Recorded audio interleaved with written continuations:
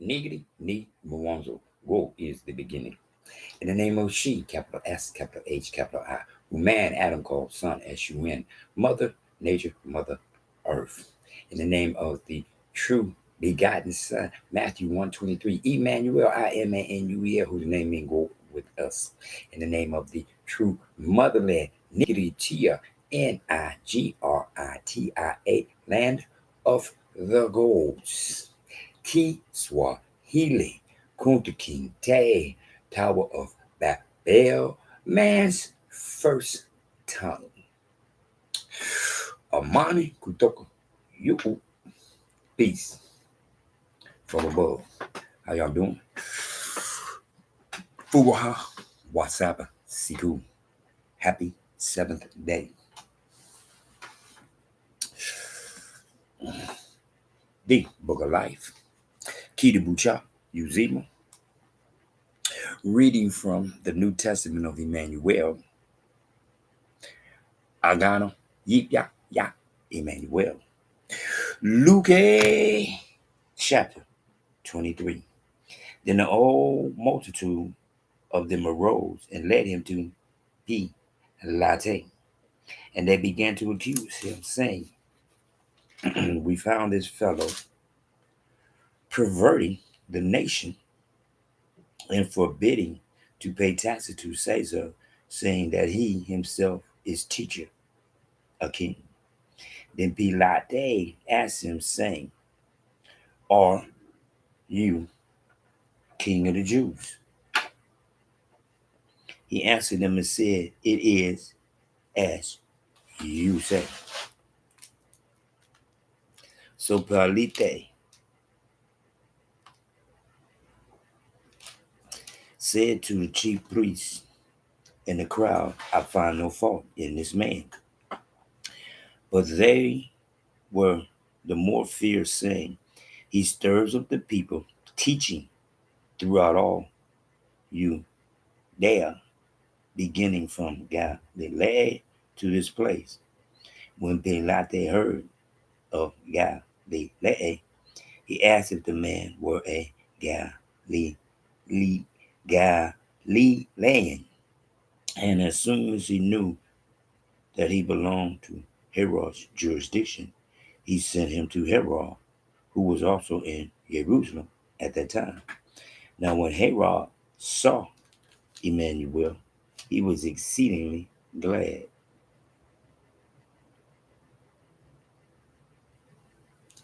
For he had desired for a long time to see him, because he had heard many things about him, and he hoped to see some miracle done by him.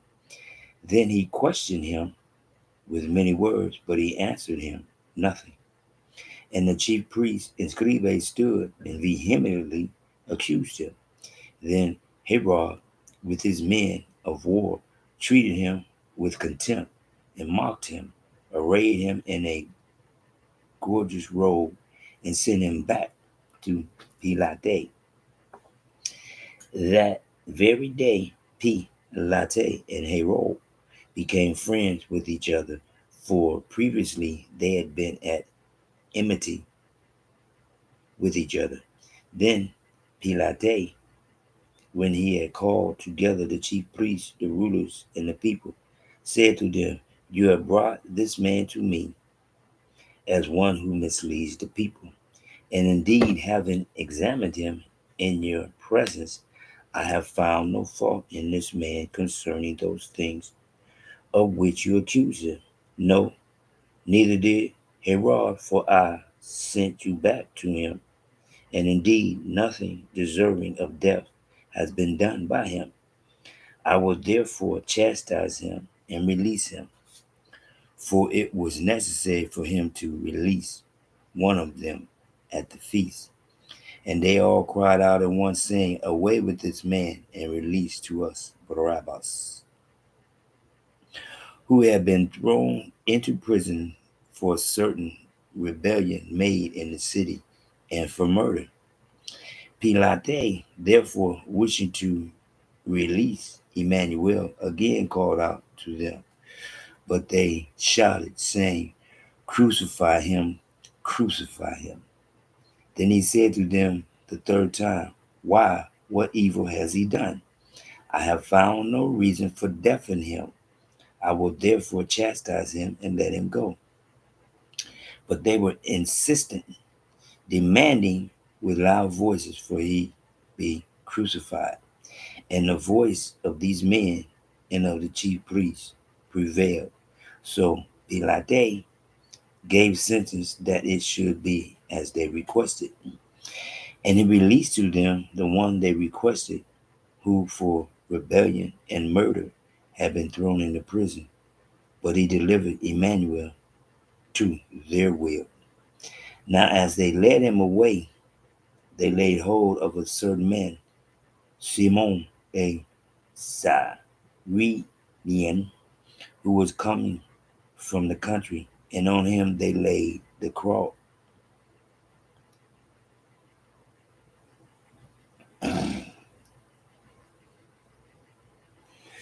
Simon, who was coming from the country, and a great multitude of the people followed him, and women who also mourned and lamented him.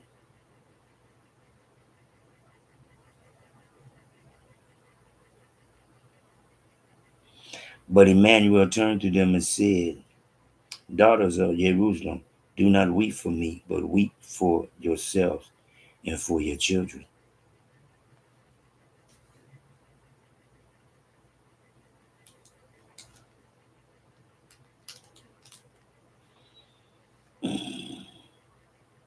For indeed, the days are coming in which they will say, Blessed are the barren, wombs that never bore, and breasts which never nursed. Then they will begin to say to the mountains, Fall on us, and to the hills, cover us. For if they do these things in the green wood, what will be done in the dry? There were also two others, criminals, led with him to be put to death. And when they had come to the place called Calvary, there they crucified him and the criminals, one on the right hand and the other on the left. Then Emmanuel said, Father, forgive them, for they do not know what they do. And they divided his garments and cast lots. And the people stood looking on, but even the rulers with him sneered, saying, He saved others. Let him save himself if he is the teacher, the chosen of God.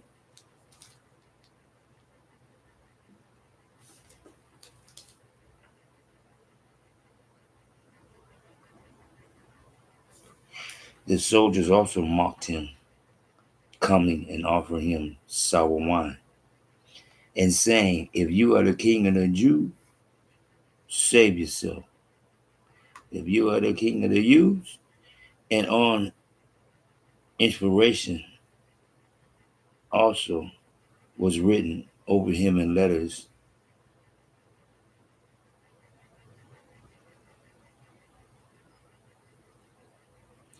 of Latin and Kiswahili.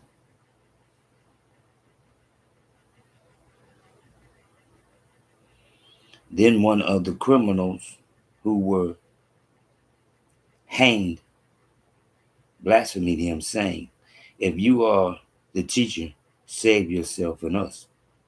But the other one, answering, rebuked him, saying, Do you not even fear God?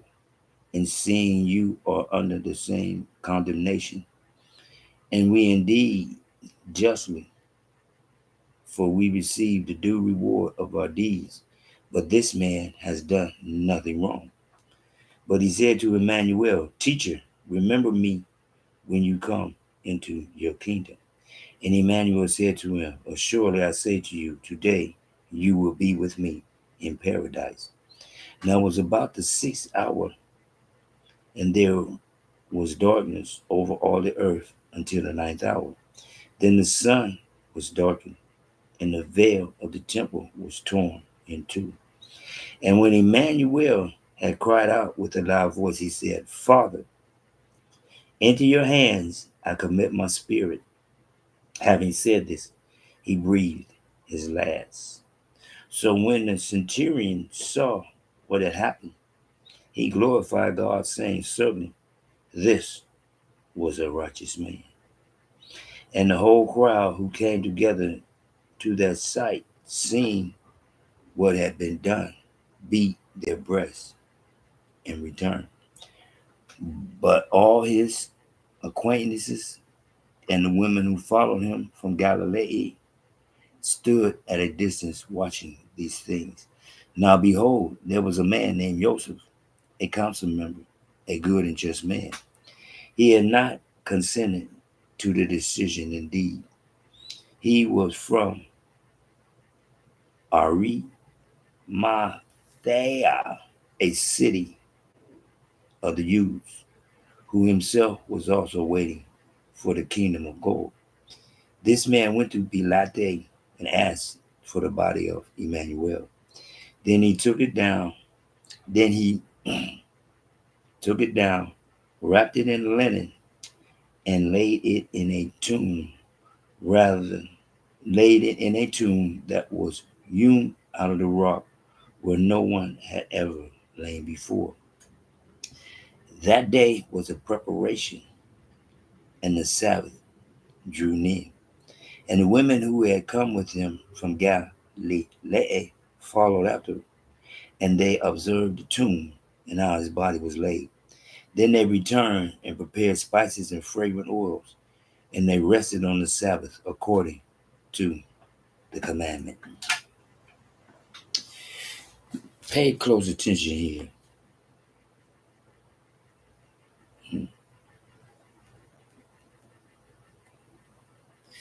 Then he took it down, wrapped it in, and laid it in a tomb that was hewn out of the rock where no one had ever lain before. Do y'all understand what that is? Why is these people? Well, I understand because they're so into that Jesus guy. They're talking about he was buried. Because when you get to Emmanuel, Emmanuel never knows anything about being underground. I'm going to say again. All these Jesus freaks talking about he was in a grave. No, he was not. One more time. He was in a customized tomb that was made specifically for him, for no one had used the tomb before. He was in a tomb. He was in a room. He was not in the ground. So that's why when these Jesus freaks talk about him being buried, I already know they disrespecting God of gold. Because nowhere does it say he was buried. It tells you plain and simple. Right here.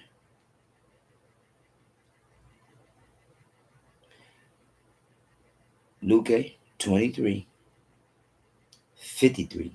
Then he took it down, wrapped it in linen, and laid it in a tomb that was hewn out of the rock where no one had ever lain before. I don't think y'all understand. Fulfillment of purpose was that all the people, all the blessings that he had passed meant nothing. Give us Barabbas, the murderer, because they don't want to have nothing to do with the man who had anything to do with helping. One more time. Just like Palite said, I can't find nothing that he did that he should die. Everything you saying that you say he did is not worth death. Okay, I tell you what. I'm gonna send him over here to Herod. Now I know Herod, he likes to go ahead and chop him up. But what happened? Herod sent him back I can't find nothing wrong with him neither. And Herod and Belate became friends because they both agreed that Imanuel was not guilty. They both agreed Imanuel was not guilty. One more time. And they became friends because of Imanuel. Because before that, they wasn't friends. They were still semi at each other, but they weren't at each other, but they weren't liking each other. They had low toleration for each other. But after Emmanuel, they both had to agree. He has done nothing. He is guilty of nothing. I'm not going to do nothing to him. I'm going to send him, Herod is like, I'm going to send him right back to you and let you handle this because I cannot touch this innocent man. One more time. He kept asking him questions. And he didn't say nothing. He just, if you say so, if that's what in your head, then I don't know what to tell you. You have brought this man to me as one who misleads the people. And indeed, having examined him, I have found no fault. Neither did Herod, for I sent you back to him. And indeed, nothing deserving of death has been done by him. But for fulfillment of purposes, the people give us Barabbas. The people give us Barabbas, a known murderer, a known rebellious individual who truly stirring up stuff. Give us him. Not Emmanuel, who raised the dead, healed the sick, fed the hungry, you know. No. Give us Barabbas. Fulfillment of purpose. And if you notice, I ain't say nothing about no uh, uh, uh, uh, uh, uh, about no Hebrew, because there is no Hebrew. There's Israel. That's it. There is no Hebrew. One more time. Greek. I don't say nothing about Greek because Greek is what? Mythology. It's not real. Latin, on the other hand, I say Latin because Latin is the bastard language of Kiswahili. That's what it is. Latin is the bastard language of Kiswahili.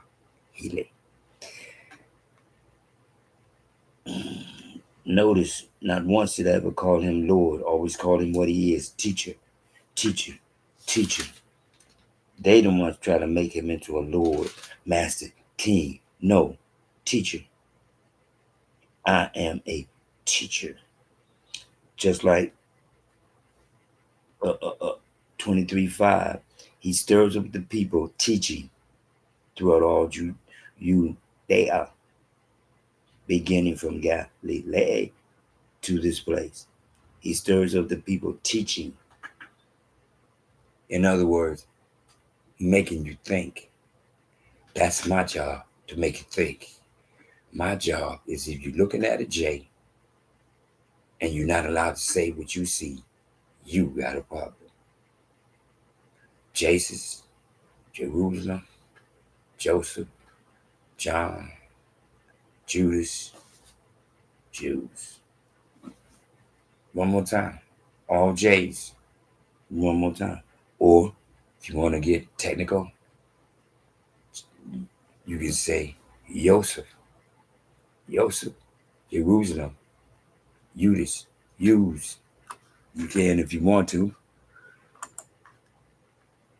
but that's neither here nor there. One more time. Emmanuel to break the spell that blacks men in. Emmanuel to break the spell that blacks men in. Let them have their God Jesus.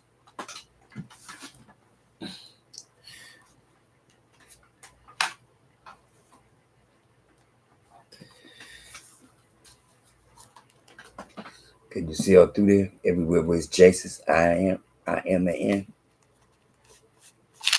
Wow. Right there.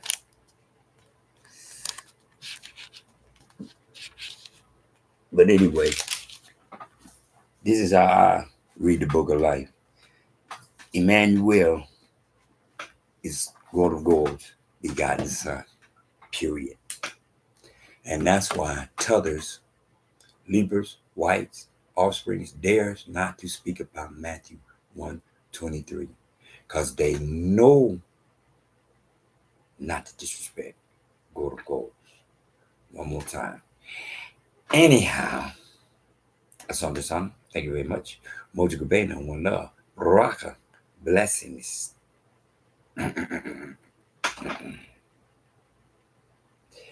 Ni Mwanzo. Go is the beginning. In the name of she, capital S, capital H, capital I, who man Adam called son, S-U-N, mother nature, mother earth. In the name of the true begotten son, Emmanuel, I-M-A-N-U-E-L, whose name may go with us, Matthew 1:23. In the name of the true motherland, Nigeria, N-I-G-R-I-T-I-A, which means land of the gods. Kiswahili Kunta Kinte, Tower of Babel, man's first tongue. Amani Kutoka, you peace from above. Trip seas, trip seas, trip seas. Cool, calm, collected. WWW, whole wide world. Enjoy your weekend. Fuwa wa 7. Siku, happy 7th day.